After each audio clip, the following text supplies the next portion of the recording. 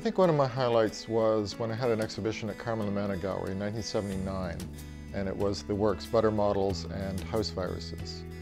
And we installed the show, and I stood there and looked at the work with Carmen, and I said to Carmen, you know, this is the most genuine work I've made so far.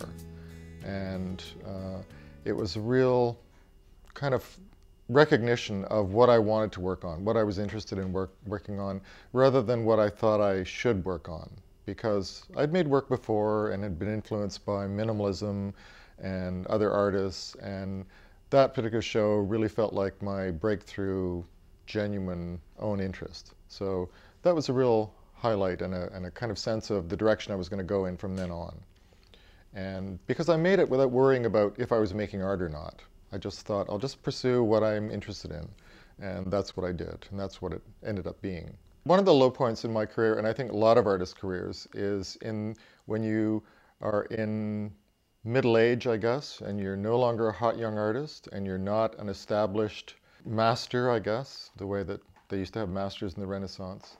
And you're just kind of in that inter-period, and you're not curated into a lot of shows anymore. It's harder to get grants.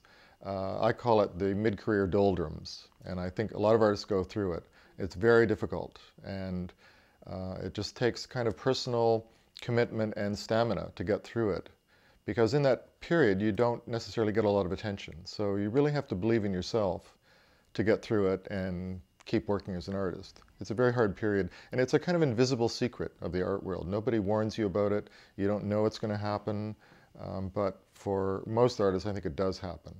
So that was a difficult phase. So I found that I just had to kind of create my own objectives that I wanted to do, my own projects, and start generating them myself. And then eventually people realize, I guess, oh, he's still around, he's still alive.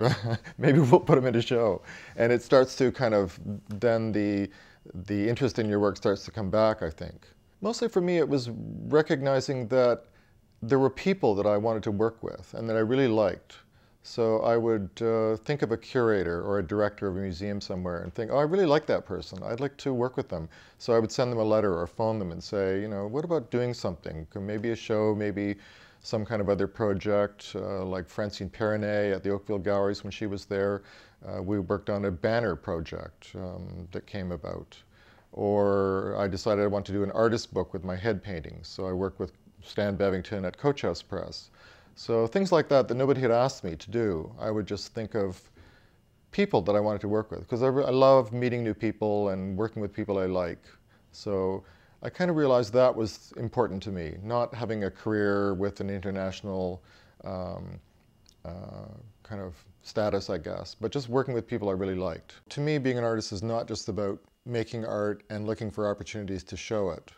For me, it's also about curating other people's art, writing about other people's art, producing artist books, sometimes in collaboration with other people.